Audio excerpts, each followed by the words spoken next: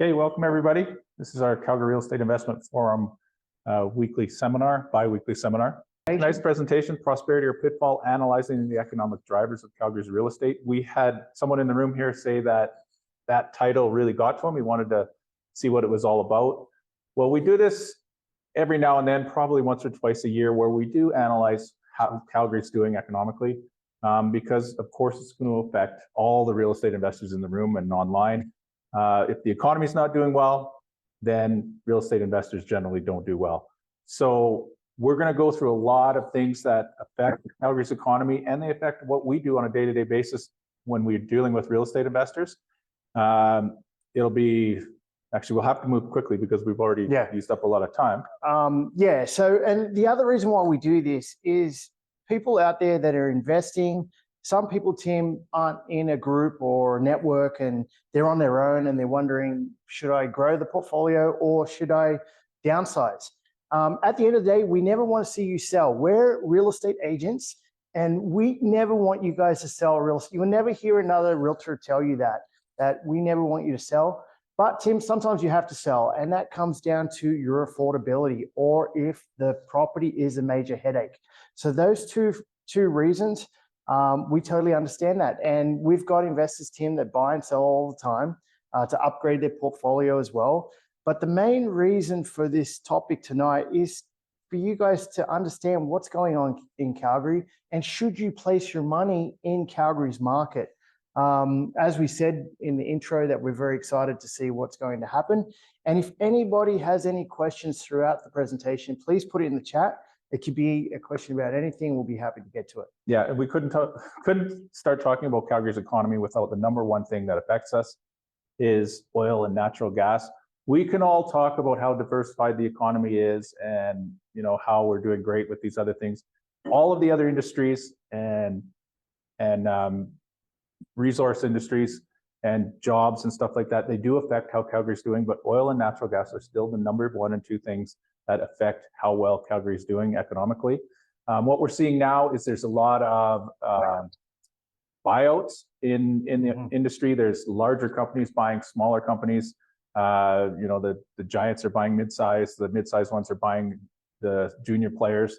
What that means is they're starting to use some of that cash that they've made in the last 2 years. Coming out of COVID, with the current government that we have, very, very anti-development, the oil companies were sitting on tons and tons of cash. They weren't investing it in new projects because they know new projects probably won't get approved under this government that we have right now. So now what they're doing with that cash is they're increasing their size, and what it's doing is it's streamlining the industry. They're ending duplication in jobs, and what you're going to see is a lot more leaner, meaner, but larger oil companies out there. So they'll be bigger and better able to weather storms that always come to the oil industry. Yeah, and we've met with some oil execs having lunch and whatnot. They're in a position where they feel, Tim, that there's not enough staff right now. Yeah. And they're not going to go on this hiring bonanza that they did 10 years ago, but they need more staff and quality staff. So what we're going to see in that sector is people jumping ship, other companies offering better money, and people going to different companies. And we see this a lot back in the day, and now it's coming back. And what we're seeing it in is the higher end market in Calgary here. For the last couple of years, we've been talking about how stuck in the mud it was. You could see the high end properties sit on the market for a long time. There were no buyers. Now what we're seeing is with these more executives coming into town, they're hiring more high-priced engineers. They're starting to buy up that inventory on the west side and the acreages and stuff like that. So we're seeing those properties start to move. And what that does is it gets these people out of the mid-range homes up into the higher-end homes, and it releases that inventory and allows the buyers to move up, which we hadn't been able to see when everybody was reluctant to buy those very, very large homes. Yeah, I mean, the oil and gas sector, if it's doing good, we're going to continue to do good with the real estate prices here. But the best thing, which we're going to get into, oil and gas isn't what's driving this little rise in appreciation. Another thing we've got to talk about is Trans Mountain. It's going to be completed next year. That's going to allow our companies here to export more oil or even just move it to different provinces. So that's another plus for it. And while there's currently a halt on new green energy products or new energy plays in Alberta, once that ends next year, we're going to see more and more wind and solar come online, and that's also, helps our economy because you've got more people employed putting in these solar fields, putting in these wind farms. While we're still going to need oil for a long, long time, the transition that we're going through, it's going to help job prospects, which in effect is going to help the real estate market. So once that the halt on the green energy production or the new production stops and we're allowed to build more, we're going to see everything ramp up in Alberta here. Okay, moving on. We'll just look at oil prices right now. They're right around 80 bucks. This was yesterday, I believe. But you can see that they spiked when Russia decided to, and Saudi Arabia decided to shake up the market in 2022 there. Then they came down once everybody started producing again. But you can see there's an overall trend for the last, since 2019, 5 years, it's trending up. And that, what we get from that is the developing world is starting to use more and more oil. So that's taking up more and more of the supply. So while that $100, $150 oil is never sustainable, it's just too high, somewhere between $75 and $95 a barrel, all of our oil companies make money here. So it's good for Alberta when the price is that high, but when it's too high, it's just not good for anybody because it's more like it makes everything unaffordable when gas is very, very expensive. Okay, so that's it for the oil and gas. We'll just look at the forecast. This is on the website Trading Economics.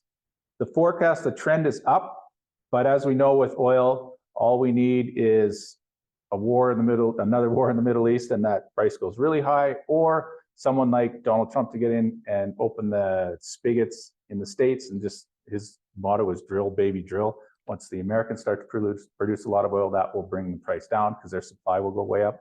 So you can never really predict the future, but the trend in the last 5 years has been slowly upwards, even though it's very, very volatile day to day, week to week.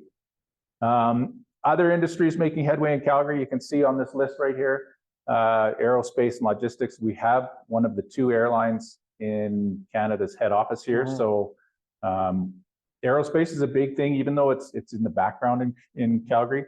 De Havilland opened up a plant, or is opening up a plant east of the city, just 30 minutes east, to build some of their planes. So when a big industry like aerospace is in our city, there's all kinds of residual businesses that have to supply them. And, we're in a good position. Where's Air Canada's headquarters? Yeah, Montreal. That's why they pulled out of Calgary. Okay, another one is technology. There's lots and lots of new IT firms moving here, setting up shop here, setting up subsidiaries here. We have a lot of clients that actually work for IT firms that have moved from other provinces because of the jobs here, because of the affordability of the city. Film and television, everybody knows that what that Dead show was filmed here. Anyways, we got a Calgary Film Center is in one of the industrial parks on the east part of the city, and it attracts a lot of production. Even though you don't see big Hollywood stars here, a lot of the production is done in facilities like the Calgary Film Center. That's another big thing that we didn't have 10 years ago. Medical and life sciences, the Calgary Cancer Center at the Foothills Hospital is going to open up next year. And I don't know if you've obviously driven by it. That is, at one time, was one of the largest building sites in Canada because of how massive it is and how complicated it is. So that's going to help. Warehousing, distribution, a couple of big Amazon warehouses are opening just in the north part of the city, or just in Balzac, just north of the city. CP and CN have a big presence here. We have 2 railways that come through town. We just have all kinds of alternative industries outside of oil and gas that are huge, huge job creators. Yeah, and I could just speak to this because I was just renting out a condo that I have in the Beltline, just 3 blocks from here. This condo was rented for $1,250 for many years. I could tell you when I first got it, that one I got in around 2000. It was rented for $1,650 back then, and then it dropped down to $1,350, and then it dropped down to $1,250, and it was rented for about 6-7 years for $1,250. Anyway, I bumped it up to $1,550 about a year ago, and the young fellow was moving out, and I went on there to look for how much it would go for, and I just rented it yesterday for $19.95. So it's got the most rent it's ever had. But I have to tell you, the quality of tenants that are out there, I just couldn't believe it. They're all working professionals. Most of the people that I was having come see the property were from other countries, skilled workers, young families, and just trying to get ahead and just wanting a roof over their head, really. And this couple that I chose, we're currently renting in a Main Street. You would know Main Street. They're a big property management. They're the biggest landlord, actually, I believe, in Alberta. So yeah. So they Boardwalk were bigger? No. Boardwalk's bigger. I think Boardwalk's in Canada or in Calgary as well, or just in Alberta as a whole. It's okay. Okay. So anyway, Main Street's Boardwalk's competitor. They would be the two biggest, I would say. Anyway, and they didn't want to live in a rental building. So a lot of these people new to Calgary are living in rental buildings, and they just don't want to do that because they're dealing with all other tenants, I guess. And the property manager was busy getting to their response, so they wanted to move out. And you know what? They're paying premium rent. They're the type of people that would never miss a payment. I got confirmation from their resident manager in their building. And that's the kind of tenants that are out there. And you can choose. And now this property that I rented, there was a range of what I could have listed it for. It could have been all the way up to $2,400, and as low as a 2-bedroom. Well, we were just saying a 1-bedroom in Marta Loop now is renting for $2,700. So these rents are ridiculous. I chose $19.5 for this property just because it's a little bit older, but it has the square footage. And you have to remember, if you're competing against the newer buildings out there, those newer buildings, they're built so small. Like if you get a 2-bedroom condo, we're seeing some of these condos under 800 square feet. So when you see that, people are after size. They're after bigger units. And these people, what's going on with them, they've got the grandmother visiting and they've got nowhere to put her. So they needed to move out to a bigger place. So looking at these industries that are making headway in Calgary, you're definitely getting quality people out there, which is great news, and a lineup of quality people as well to rent your properties to. Yeah. So the next thing we're going to talk about is affordability. While we'll go over the numbers there, Calgary's average right now, this is for all property types, is $550. You look at the bottom of this slide, Toronto and Vancouver. Vancouver is just crazy. 1.3 million is the average price for a place in Vancouver. That is crazy to me, but that's what we're dealing with. We've always said that we think Calgary is way too far behind those two big centers. Probably 15 years ago, we were probably on par with an average price with Toronto. And since that time, Toronto's price has just skyrocketed. Now, one of the pitfalls of being Calgary is we are resource-based, so our economy goes up and down as oil goes up and down. So our prices don't go up on a steady incline like they do in those two places. They're just population-driven. Once they're that big, I think in the greater Toronto area, there's about 11 million people. So once you're that big, it's sort of, the economy sort of sustains itself. We're quite a bit smaller, 1.5 million. So we don't have, the people keeping that price very, very high. But one thing that we did look at when we were looking at these prices at the bottom is the housing affordability compared to Ontario and BC. It remains a draw to the province. So over the last few years, we've had many, many people sell their house in Ontario and then buy a house here. And some of them are actually working remotely here at their job in there. A lot of them quit their job and get another one here, but they sell their house in Ontario and then they buy their house here with cash, and they still have $500,000 or $1 million left over just in cash from the sale of their house. And not only that, Tim, we have people that are just like police officers or teachers or nurses that earn the same money there can earn the same money here, but live for half the cost. So you're seeing this massive shift, and we're going to get into it. But we had breakfast, Tim, last week with the CMHC economist here in Calgary, and he was saying there has never been a bigger gap between the value of Calgary average prices to Ontario or Toronto's average prices.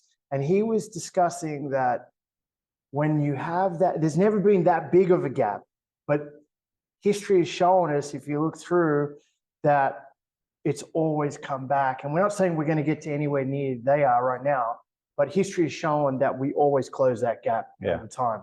So that is very, very good news for investors that are wondering if they should invest in Calgary, hearing those sorts of stats. Yeah. And so looking at Calgary's average price, you can see on this graph, 2015, the price went down. That's when oil crashed. Then it started to climb back up again, and then COVID hit. So that's the second dip you guys can see right here. That's COVID.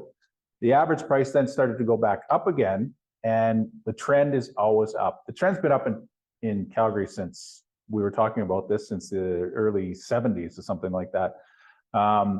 Back then, we were discussing in the room before this started, someone was saying the average price was $10,000 for a house.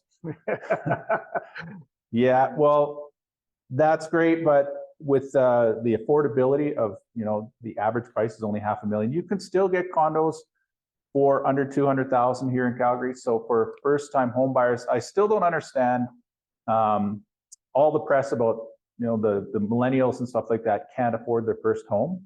Well, maybe they can't afford a 6-bedroom home in the suburbs in a place like Aspen Woods, but they can afford a small condo. And if you're just starting out, if you're young, I don't know why the press is saying it's unaffordable. It takes them 35 years to save up a down payment. If there's a will, there's a way. And investors know that, because if you don't have the cash, or if you don't have the qualifying ability, if you have too many mortgages, investors go out there and find those things. That's how we got started, finding joint venture partners. So if you can't afford the house, then you find a partner that can, and you partner with them. Yeah, and especially on those cheaper properties. I mean, I was at Scotiabank today refinancing one of my investment properties. And the reason why I'm refinancing and not selling is I know that market is probably going to shift another $100,000. So a $300,000 condo, we already know, and I don't know how long it's going to take, but we already know that same $300,000 condo that just got rented for $2,000 per month, it was nearly paid off. And I know I could refinance up to a point where the rents will cover all my costs for it. And I could probably put $100,000 to $150,000 in my pocket to go do whatever I want to do with it. But the point is that same condo here in Calgary starts at about $650,000 in Vancouver and Toronto. So just those stats alone, I'm not saying for the condo to go to $600,000. I'm just saying it's in line to go to $300,000, $350,000, $400,000. And if you renovate it like the brand new condos, that Tim, we went to the opening of is it Bosa the other day? We went to the opening of Bosa, a brand new 2-bedroom, 900 square feet condo, 2-bedroom, 2-bath, starts at $650,000 here in Calgary. And then you have secondhand properties that are on the market for $250,000 that are 30 years old.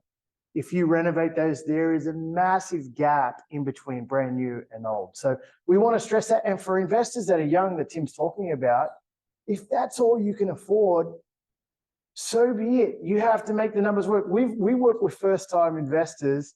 They're buying in places like Citadel, Tim, in communities, not far from the C train, or in up near the mall up there.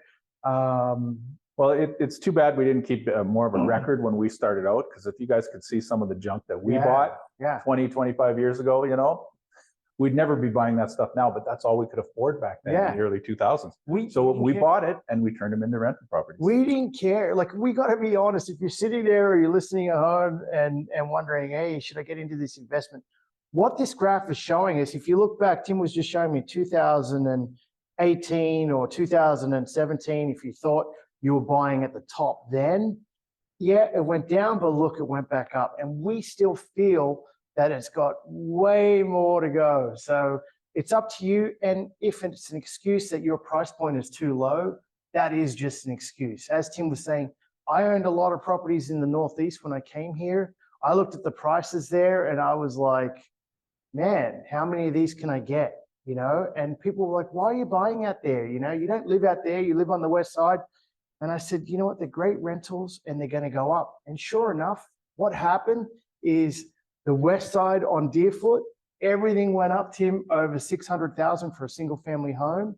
And properties, and they're happening right now in places like Marlborough, Whitehorn, all those areas along the C train. They're going upwards 450, 500, 550. We're seeing record prices.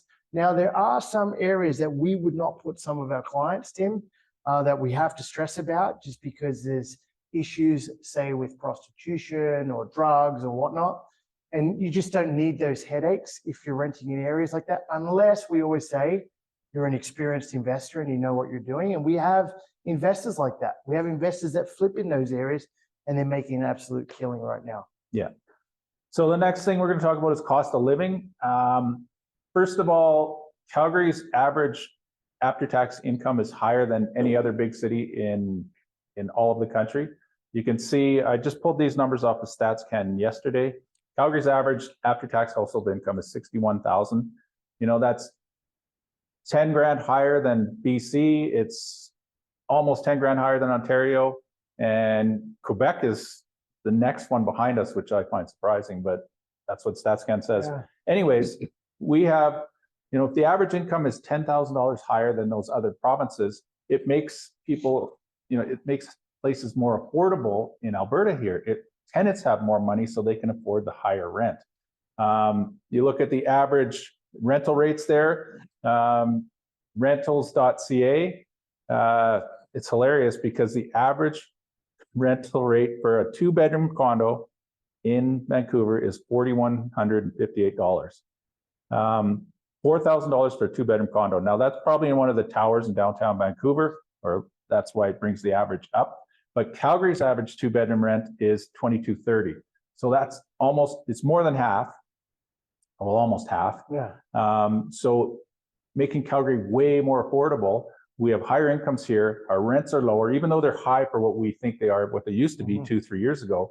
They're still way more affordable for people to move here and pay the rent here. And we never got that, how people would grow up in Toronto, move out of their parents' house and go rent somewhere, and they could never buy because all of their disposable income was going to rent. Man, I'm flying into Vancouver on Friday morning, and I looked at the weather again, Tim, and it's cloudy and raining. And you know what? I don't know. I love Vancouver. I think it's one of the prettiest cities in the world. And I come from Sydney, Australia, so I could definitely say that. But when you look at this, something doesn't jive. You've got the average incomes, right, lower than Calgary, lower than Alberta, and then you've got the monthly rents. I mean, a lot of those condos in Vancouver must be sitting there empty and foreign buyers own them. That's why they have the UHT special tax coming out. If it's not being lived in, you have to pay a special tax. But, you know, at the end of the day, these numbers only make Calgary look that more attractive. And not only that, we did a video just last week on people renting out there. It's never been this close to rental amounts compared to buying a property and having a mortgage, paying your taxes and insurance. So people renting out there, you know what, if you're having problems with getting financing or a deposit, we actually put it out there that we actually help our clients get into the market if they have those problems, just because, Tim, they're throwing their money away when they're renting. Yeah, and that's why we were excited to go back into person like this, is because when we're in a forum like this, we have investors like you guys. Some people have money, some people have financing ability. We have also other investors out there that are stuck. They can get a mortgage, but they have no cash. So having people in the room, we know a lot of investors have cash, but they can't get a mortgage. They will partner up with those other people and own 50% of a property. So being in a forum like this, you know, we can match people up, whatever your needs are. And we put it out there on emails every now and then, you know, if you have the cash and you need a partner, get a hold of us. And we've had like upwards of 10, 20 investors out there saying, yeah, I'm sitting on a lot of cash. I want to buy more property, but I can't. Can you match me up with someone who can qualify for the mortgage? Yeah, and there's all sorts of crazy, even for investors out there. We've put deals together like the new hotel in Cam or base camp. We actually raised the money for that to get that going. So investors, if you're sitting out there, it's time to get going for sure. And one of the pitfalls, though, of population growth in our housing market, this goes to new builds, is you can look at the housing completions over the years. It looks, you know, a relatively straight line. Yeah, there's ups and downs. Although it is starting to trend down now, there's less houses being built or completed in 2023 than there were in 2022. So despite the incentives that various levels of government are giving builders, the housing completions are actually trending downward. So if you look at the housing completions as compared to Alberta's the growth, and that's the growth rate in Alberta's population, you see at the end of the graph there, our growth rate is super, super high, and the completions are starting to go down. So that's going to mean less and less and less supply for people to buy. So there'll be more renters, rents will go up. So there is a pitfall to all these people coming from other parts of Canada and other parts of the world to Alberta. That pitfall is there's not enough new housing being built for people to live in. And a couple of things you got to keep an eye on. I've seen it in the news just recently. I keep an eye on the Australian market because I own property down there. But what happened down there is interest rates went up and builders got caught out and they had to collapse. They had to file for bankruptcy. And it just hit the newspapers about a week ago in Ontario, where developers are getting in trouble and actually foreclosing on properties. So we haven't seen that here in Calgary at all, but the cost of borrowing is definitely going to impact how much properties are going to be built and come onto the market, because developers are going to sit on the sideline. Yeah, they have to borrow money too to get these projects completed. So if interest rates continue to go up, it's going to be more expensive to build these things. And with all the red tape they have to go through to get these things off the ground, it just stretches that financing out even longer, and it makes it unprofitable. So yeah, and keep that in mind, because if developers are sitting on the sideline, then you've got a supply issue. We already have a supply issue, right? So that's what's going to keep Calgary's market continuing to grow, because you have all this demand. I mean, they're saying 75 people a day are moving to Calgary. You have all this demand, but you don't have the product out there. And a lot of the product being built, a lot of it, I would say 80% of it right now, I don't know, that might be high, Tim, is rental buildings or rental units. So you got to keep that in mind for people that want to buy. There's not enough regular real estate for them to buy and move into. There's just not enough right now. Yeah, and a lot of the builders in the suburbs, they won't start building until they have a sale. So gone are the days where they would build streets and streets and streets of spec homes and then put them on the market and hope they sell. They want to see that signature on the contract, then they'll put a hole in the ground and build that property. Because of the financing, because it's very expensive for them to sit on streets of spec homes and wait for the buyers to come. Yeah. Okay, moving on, jobs. Calgary's unemployment rate is finally starting to get low enough to almost reach what Canada is. We were higher than that because it took a long time to turn the oil industry around. The oil industry just didn't hire back the amount of people that they had pre-COVID. So that's starting to work its way through the system. And at 5.8%, that's a very, very good unemployment rate to have. I don't know what economists always say the ideal unemployment rate is, 5% or something like that. But at 5.8, most of the people who are employable in this city have a job. So that's great for investors because then they can afford the rent. And wage growth, Calgary's incomes we saw are the highest in the country, and we have a lot more white collar workers than blue collar workers. So it's very, very good if you own rental properties.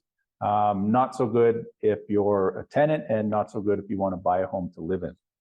Yeah, definitely makes it more difficult. Okay, another thing, building costs.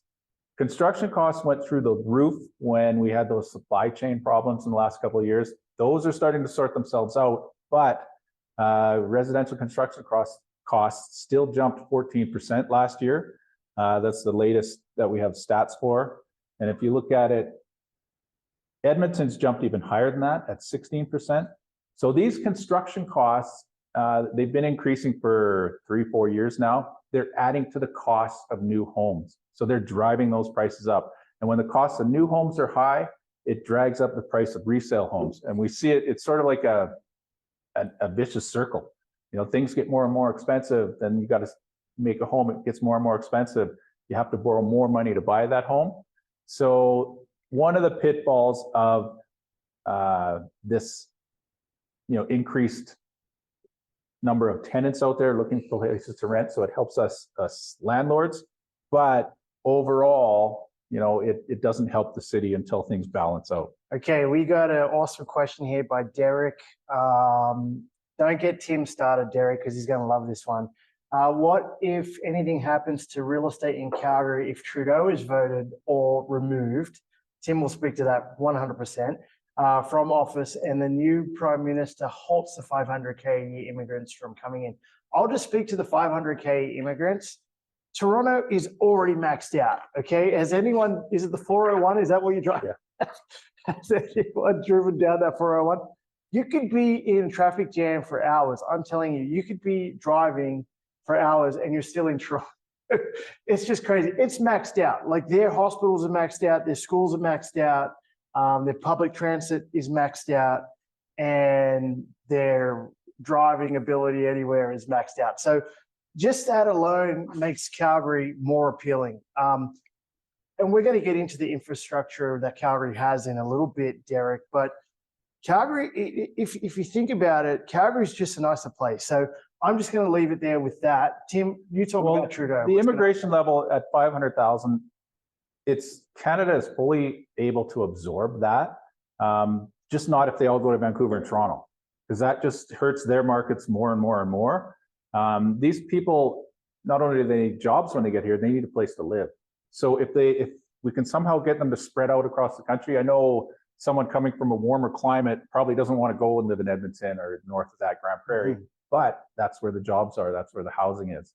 So the immigration level, it's not something that I think is unsustainable, but it will become unsustainable if we don't do something to improve building. We need to build more homes. And what does that mean? We have to lower red tape. We've got to get things permitted faster. We need to get holes in the ground faster so these things can be built. And all three levels of government, municipal, provincial, and federal, have to work together on it. And I haven't seen it. You see the feds doing their own thing, saying, oh, we're going to give subsidies, we're going to move the GST in new builds. You see municipal governments saying they're going to convert offices to apartments. That sounds good. It's a good headline getter. It hits people's emotions. But you take a couple of office buildings, you add 300-400 units. That's still not enough when you got 500,000 people coming into the country. So until the three levels of government work together, we don't know what's going to happen. Whether Trudeau gets in or not, it doesn't really matter. The population and the building problem's going to be around. Typically, Tim, if a conservative government gets in, what has happened to Calgary's real estate? Yeah, Calgary's real estate always goes up because they lower taxes. One of the number one thing Poilievre's going to do when he gets in is he's going to remove the GST, the carbon tax. That will lower the cost of fuel. It will lower the cost of everything. But it remains to be seen what his policies will be. One thing we have to realize as investors is the level of government that affects us the most is the municipal government. In your day-to-day life, the things that the federal government does, they don't affect you as much as the municipal government. They take care of the streets, they take care of the sewers, the water, all of that stuff that we use on a day-to-day basis. And nobody pays attention. Nobody votes in those civic elections. The amount of voters is like 30 to 40% of eligible voters vote in a municipal election. That's where we should be actually paying attention, because they're the ones that could change the zoning, that could make your rental property a better place to have a rental property. They're the ones that can change the zoning to, take away your or they can bring in rent controls. They can bring in anything that might hurt your business. So my advice to investors is pay attention more to the municipal level governance than worry about the amount of immigrants coming into the country. The big thing right now, Tim, in that level of government is in Calgary, the talk is on short-term rentals. So what are they going to do with it? We don't know, but things like that. And tax increases. They're proposing 7% for next year, property taxes. So you have to pay more attention to what's happening locally, because those costs affect investors a lot more than things that happen on a federal level. Yeah. Okay. Great question, Derek. Yeah, so back to building costs, there's also a labor shortage in the trades. And if you look at the number of new homes built, it's what I said before, is they're trending down from 2022. So the CMHC predicts there will only be about 210 to 220,000 new homes built in Canada, and that's against a 2022 level of 260,000. So you see the trend is going downwards on new homes being built. What that says is all these people coming in, there's less and less places for them to live. So again, most of the building permits are given out on a municipal level.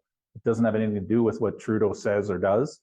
The municipal governments in all of these cities across Canada are the ones that approve the new builds. And there's a disconnect there between what people think the governments are taking care of and what they are. Yeah, and when I look at that, it's like when people come to us, depending at what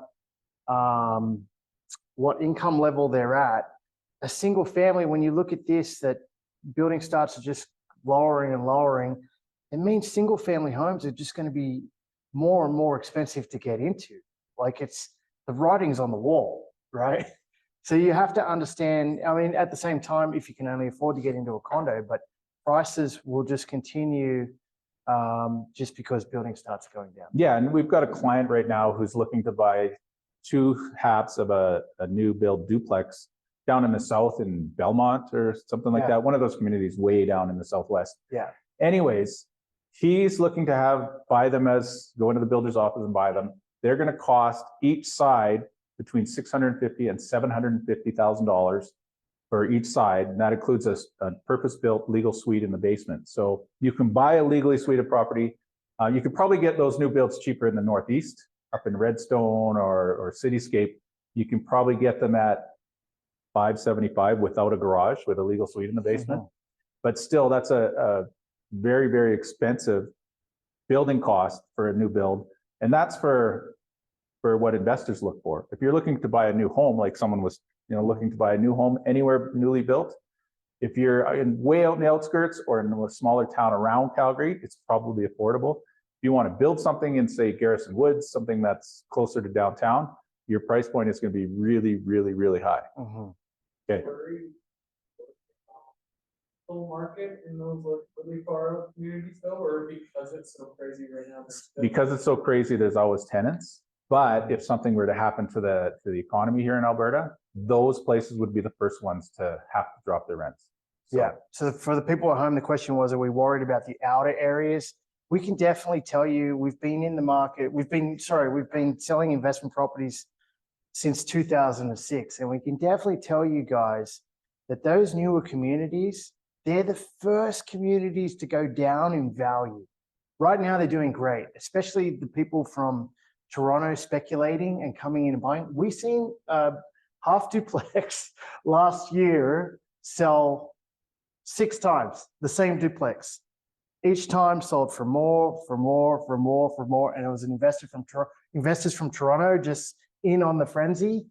And then we seen a lull in the market, and that property came down in value, and the last person had to hold the bag at the end. So the reason why that happens is new communities, the developers, once they start building, if they can't get rid of their inventory, they lower their prices. They're forced to. So then that lowers your price. So we seen back, 5-6 years ago down in Auburn Bay, where investors wanted to invest with us, but they couldn't because because their properties had dropped $30,000-$40,000, and they dropped $30,000-$40,000 because the new builds were coming now with finished basements, landscaping, maybe a garage. So once the developer can't move, they're adding value to those properties, which lowers your value if you don't have those things, right? So you need to understand what goes on. So we find that a little risky and speculative, but people are making a killing lately on those properties. And if you buy in the right development, you know, that's planned right, you can make money. And we've got people flipping those properties right now. Yeah, and if you buy for the long term too. We had investors try to get in down south there before that hospital was built. Well, they had trouble renting their properties all the time. But once the hospital was built and all that infrastructure is built around it, you know, it's a job center now. There's hotels down there. There's all kinds of retail. There's everything is down there now. So it's easy to get tenants. It's easy to run an Airbnb down there from a hospital that's that big. So if you held on for the long term, you made money, but it's the people that wanted to get in and out quick in those newer areas. If there's nothing around there, if there's no amenities around there, it's very, very speculative. And we would not suggest that. And the last thing on there I was going to talk about it was labor costs and labor shortages. Skilled trades, there's a shortage of skilled trades in Canada. So that's part of the reason why new home builders aren't building as many homes. They just can't get the labor to do it. They can't get the roofers, the plumbers, the electricians. And because there's a shortage of those trades, they're charging a premium for their services, again, adding to the cost of the home. And so what some of the people in the federal government have been bandying around is those 500 immigrants, maybe they should prioritize people with a skilled trade, right?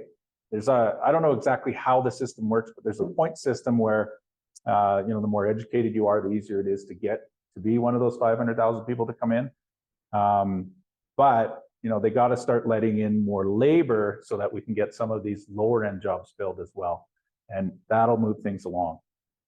So that's something maybe you could ask Mr. Trudeau at the next election. Okay, moving on. After building costs, office space. Calgary's office vacancy rate down here is still very, very high. It's upwards of 27%, which is actually very good because it was around 40% 2 years ago. So you're starting to see it's the higher class office buildings get filled first, the AA's and the AAA's. So that's the new stuff, the very, very nice office towers that are getting filled up first. But we still have a 24% vacancy rate overall.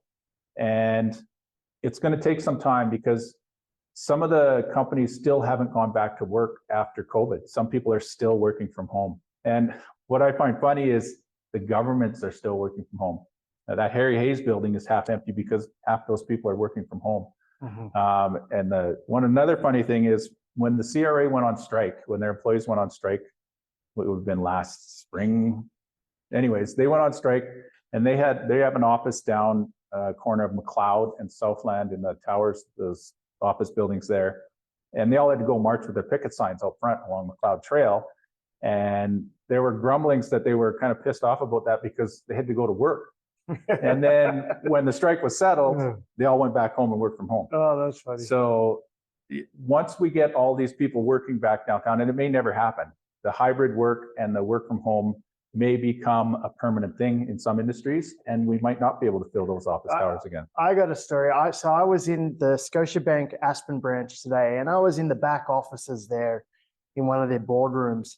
And I came out and I said to Jake, my business manager, I said, where is everybody? And there's like 6, 7 offices all empty. And he's like, yeah, everybody works from home. I'm like, why do you guys have this space? I mean, I told him, I said, this would be an awesome like Earl's or Cactus Club or something like that, right?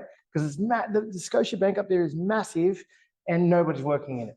Nobody. And no one goes to the bank anymore. So even a place like a bank is half empty or 75% empty. Yeah, so the good thing is that vacancy rate is trending down. So we're starting to see more people go back to work. And, you know, hopefully over the next 2, 3, 4 years, it really comes down and we get a lot more people in downtown. And the same problem is big cities all around North America have the same problem. Their downtowns were emptied out. Homeless people move in downtown, and it's just not a nice place to be. So we need all of that employment down there so that things get cleaned up. The small vendors get working again. The guys with the hot dog stand or the nail salon lady, they need to be working as well. And they did a thriving business before COVID. And if we get people working down in those offices, those little businesses will come back again. And they're the ones that really generate employment. They're the ones that hire people. Governments don't really hire people to be productive. They just hire people to push paper. And it's not really growing the economy. Well, even that, though, it's very, very expensive to do, and you don't get a lot of units out of there.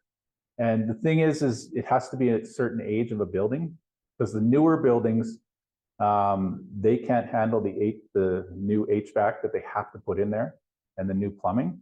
The newer buildings are built so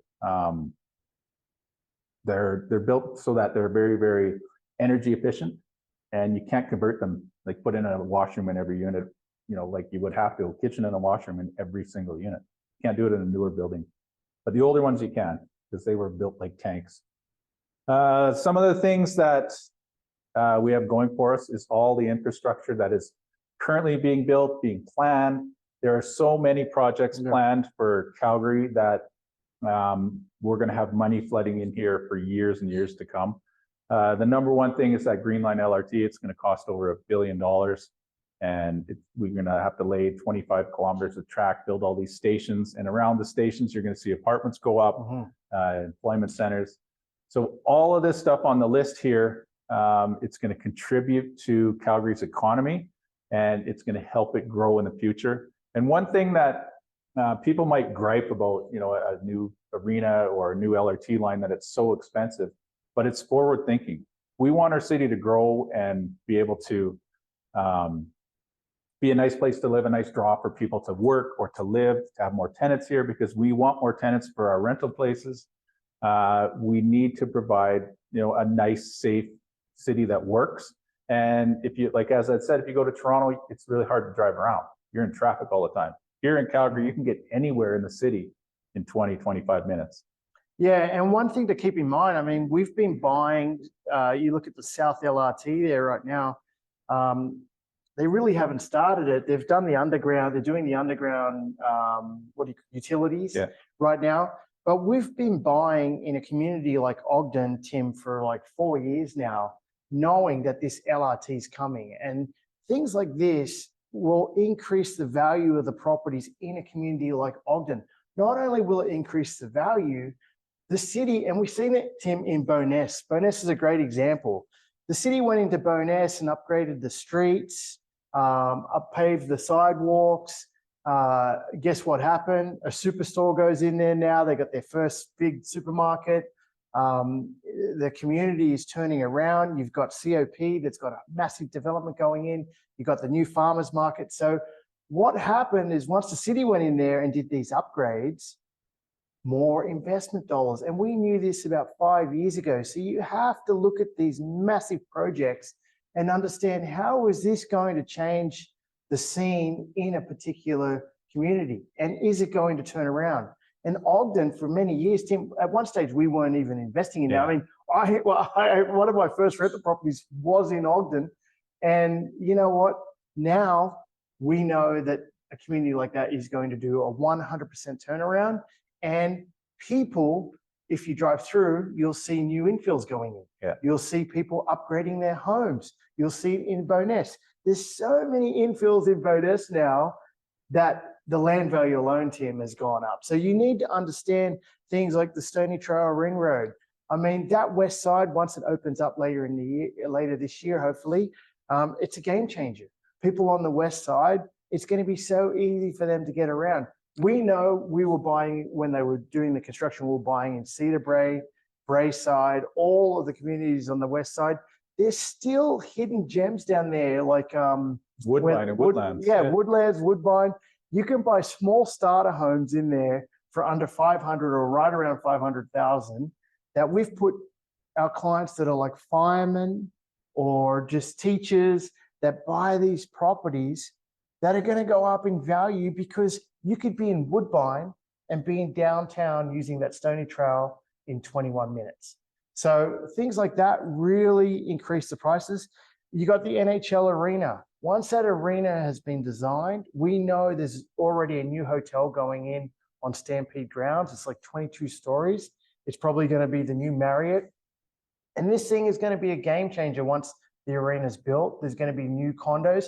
And guess what? The best thing is when new condos go up, the cost of them. So we just tested this just last month. We took possession. We bought our lawyer.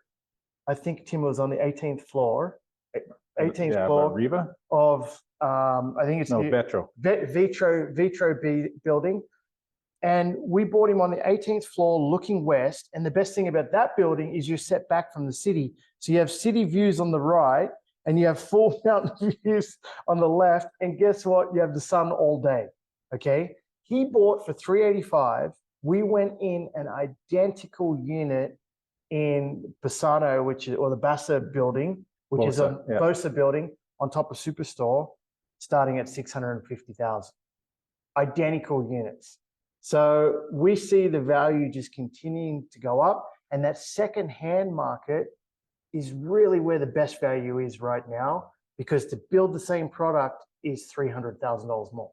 Yeah, and if you can find units in those secondhand buildings with lower condo fees, so not upwards of $1,000, somewhere around $500, $550 a month, you could still keep your costs down enough. And with the way rents are now, those properties are now cash flowing. We stayed away from them because they never cash flowed. The rents were too low. But now we're putting clients in them all the time because they're cash flowing. And it's an affordable price. It's in the $200,000-$300,000 range, as opposed to buying a half duplex in Huntington Hills for $575. That's a suited half duplex, sorry, not just a half duplex. Yeah, so keep an eye. I know we were talking about Marta Loop just recently. I don't know if anyone's driven through Marta Loop. It's impossible to get through. There's what do you call it? Construction everywhere. Okay. But when you see that, you really have to look at the master plan for Marta Loop. Like, the master plan is awesome. They're actually wanting it to be a walkable community.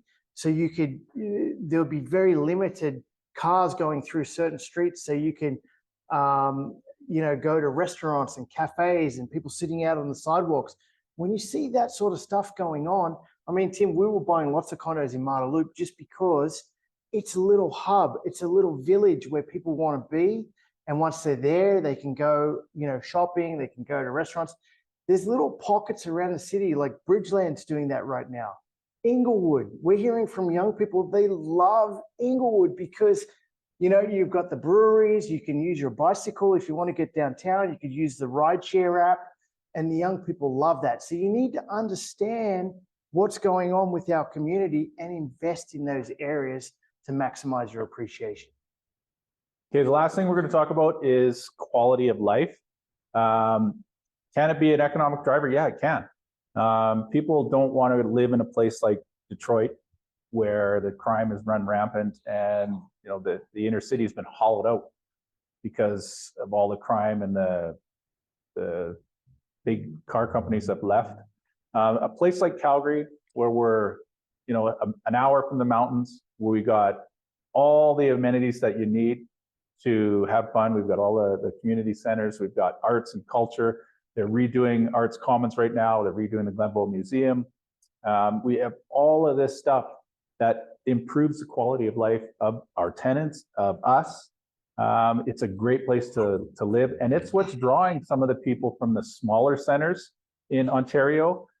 People who live in, Brantford or farther out places from Toronto, and they got to commute to Toronto. They'll come to Calgary because they see, we come to Calgary, the winters might be a little colder than Toronto.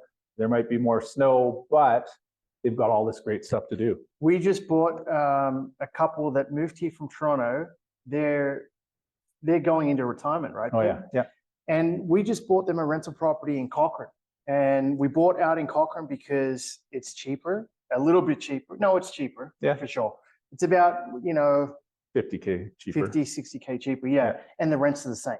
So, you know what? They basically saw that, jumped at it, and it's nothing for them to drive to Cochrane and see their tenants, and they just think it's the best thing ever, because the same sort of property where they come from, would have been double. Yeah, we were having a conversation on possession day there, and they were trying to talk all their relatives into moving here because they sold their house in Toronto and bought a house in Chestermere for cash.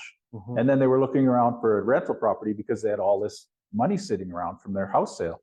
So once they they find out how cheap it is to live here, they're getting excited about it and asking all their relatives to move. We couldn't on a day we were showing them property, they brought their bicycles and they were going for rides down the trails in Cochrane because I guess that's what you do. And I think that's awesome. So we do live in a beautiful city. I mean, I moved here from Australia. People ask me all the time, why do you live in Calgary? I think it's awesome. It's a young city. It's a city that's growing. There's always something happening. You see what we're looking to go through again, Tim, in the next couple of years. Yeah. They used to call the crane here our national bird here in Calgary.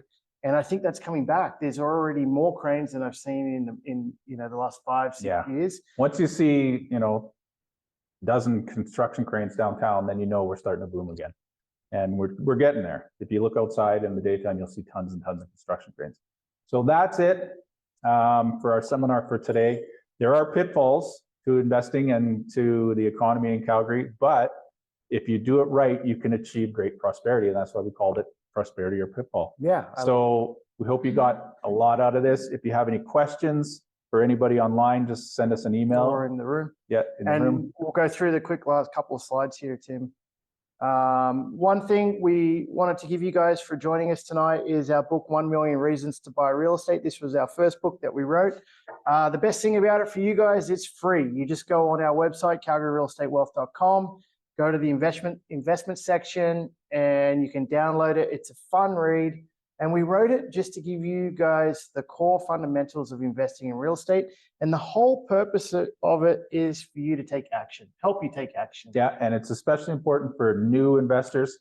It gives you the basics of what you got to do or what you're going to get out of it. And again, it's free. We have one question. They say, is Okotoks cheap? Is Okotoks cheaper? Okotoks is roughly the same price as Calgary. Yeah. Your rents are going to be the same.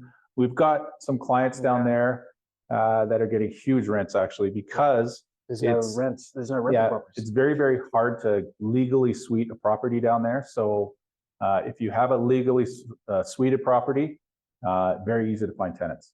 There's not a lot of condos down there. It's a lot of single family homes. So from an investor's point of view, while the prices may be the same, the rents you can get are just crazy. There's nothing for rent down there. Yeah. But go on Rent Faster and plug in Okotoks, you won't see very much coming up for rent. Yeah. You know what? That's a great question. And I would almost take a gamble on finding a property that isn't suited, Tim, and turn it into a suited property and then work with the city of Okotoks to legalize that, because you can do it. It's not popular, but they do need more rental properties down there and they do pay a premium for sure. Okay, next thing we want to show you is our book, Fearless Real Estate.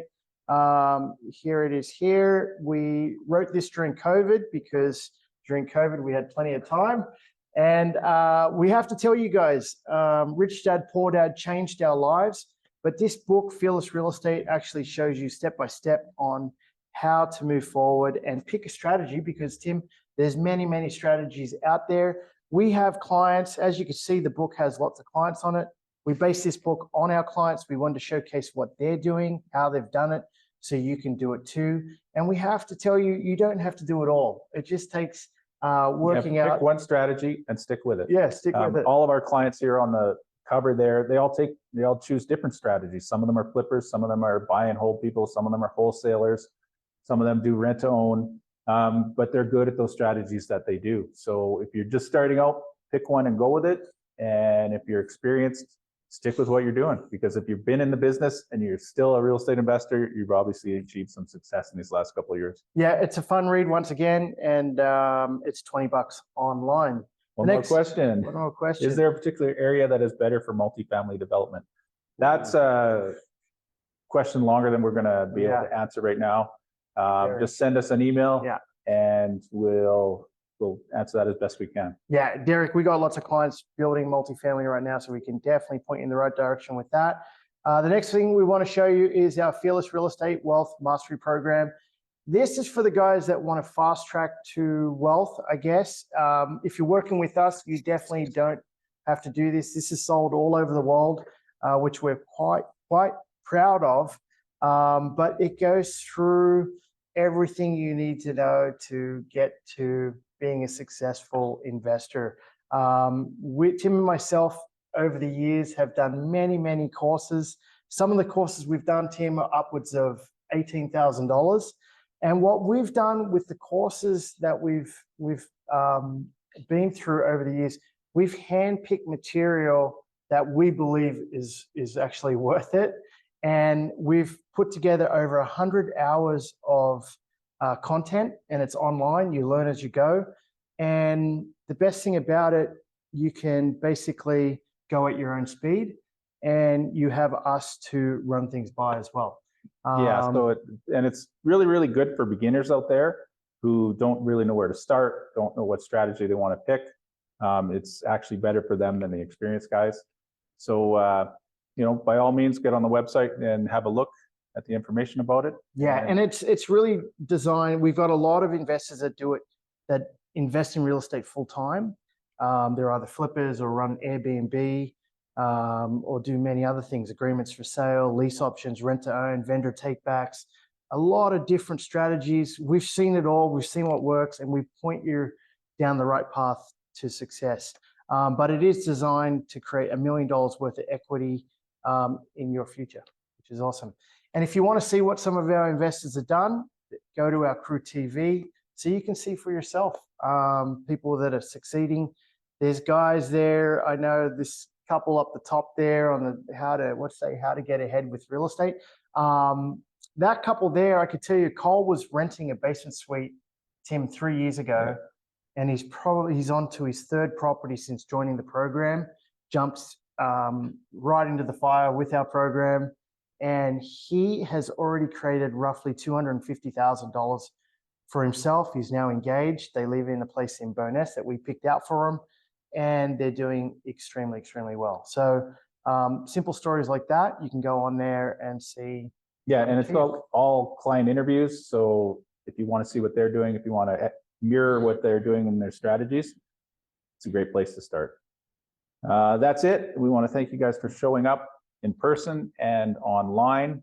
If you need to get a hold of us, if you want to get started, or if you want to continue on, you just want some advice about your portfolio, or where you should invest, our contact details is there. Yeah, we'd be more than happy to help you out. Yeah, send us an email, and we hope that you've seen value. And when you think of real estate, you think of us.